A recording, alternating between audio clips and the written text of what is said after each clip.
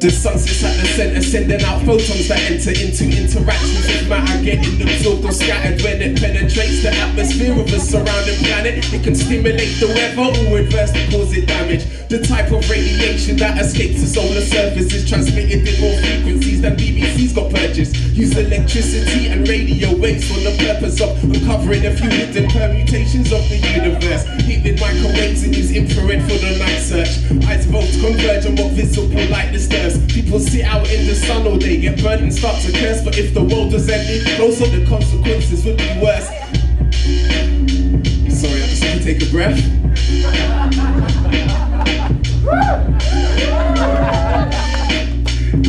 Yeah. But that's only a step towards the interstellar freezer. The Oort cloud is the edge and it's 1,000 times deeper. In the interstellar playground where the comets almost cipher. It's the kind of place that you should look to find the Oort Kuiper. Yeah. Hey, here we go. Nothing to worry about. Now the moon sticks close to Earth while they both go around the sun. The journey begun when the planet crashed into the young Earth, changing the way it spun. The momentum conserved, the Earth now a little bit bigger. The leftover matter then became the moon's dinner. The Earth got big, that moved 4 times wider. Now the Earth is the satellite at 80 times wider.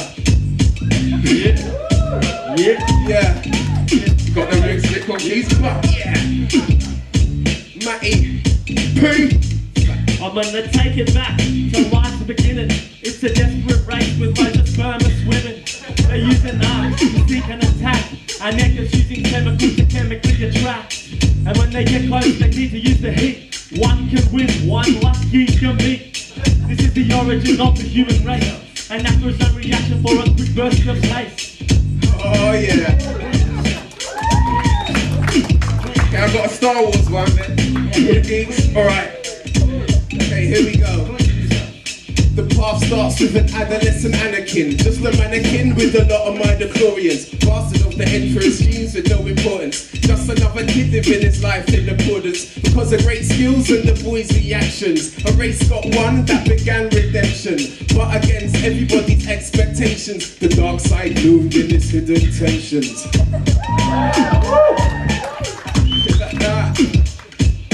This one's about my day at work. I'm a biophysicist, so as you guess, that's pretty shit. Yeah, you felt, I told you that mic was contract. Molecular motors is how I pay my way. Optical trapping, that's my trade by day. Molecular motors transmit energy into force, and a rotary motor injects force at the torque. The future of science is very small. Nanobot, nanoscale, inspiring nanosaurs. And I'm done, that was too short then. Okay, here we go. I'm trying to cross paths with Darth Vader. Lost parts of my crossfader. My DJ Saber, not ready for the cold heartbeat. Sound like Mozart, breath from the orchestra. Channel trooper, so I tighten the grasp of the last final. Cause warps in the space that divide with the tidal waves. Emanating from the center, a black hole chewing up space around me as I enter. Bird of prey of the year 2000, aka the Millennium Falcon. I'm still alive, but I don't know how come. I got spat out of this inverse fountain. An inverse function describes my distance in conjunction with the risk of my distance. But if I'm safe, then tell me who's this? Wait a year, that dude's Darth Sidious. Yeah. Yo. Yeah, one more. Plain and simple. Life is a miracle. Biology, the science is not really quite empirical. We ask questions are quizzical, the lyrics that are lyrical. Ready for the audience, feeling mystical. Are you feeling this, or are you not really listening? Cause then you're gonna be simply plain and simply missing. Everything he's dropping, he's on a plain mission to tell you about space and make it really fucking interesting. Whoa. Yeah. You probably kill that.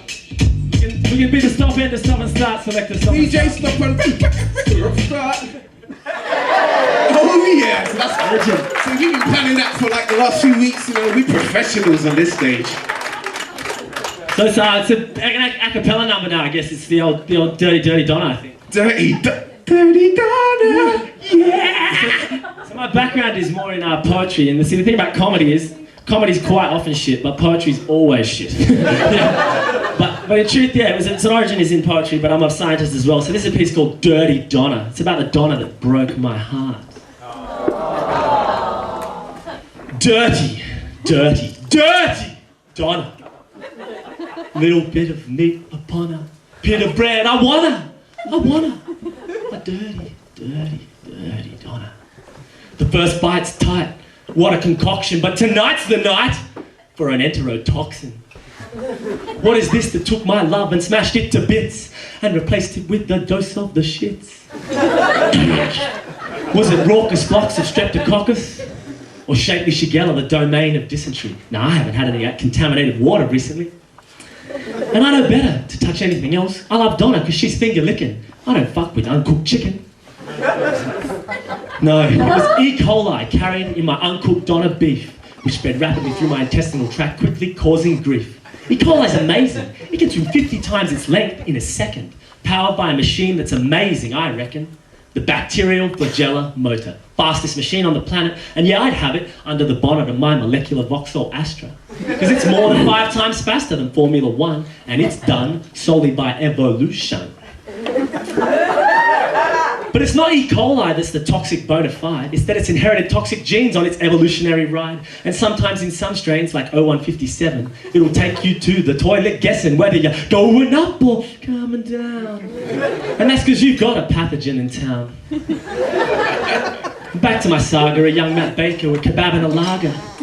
The toxin had chosen a soft target to attack, the so-called luminal cells lining the wall of my stomach. It targeted the ribosome where proteins are made. And with no new proteins, these cells will soon fade. It's cellular death from a gastric grenade. And dead cells and blood throughout my gut are sprayed. Now this wasn't my chef's preconceived idea to give me a dose of secretory diarrhea, but when he failed to cook thoroughly the swiveling stick, I was left crouched with liquidy shit. In questions of digestion, it's always best to use prevention. Always cook it or thoroughly boil it if you want to avoid the demons of the toilet. But perhaps a better suggestion, to avoid all this toxic kerfuffle, next time, just order the fucking falafel.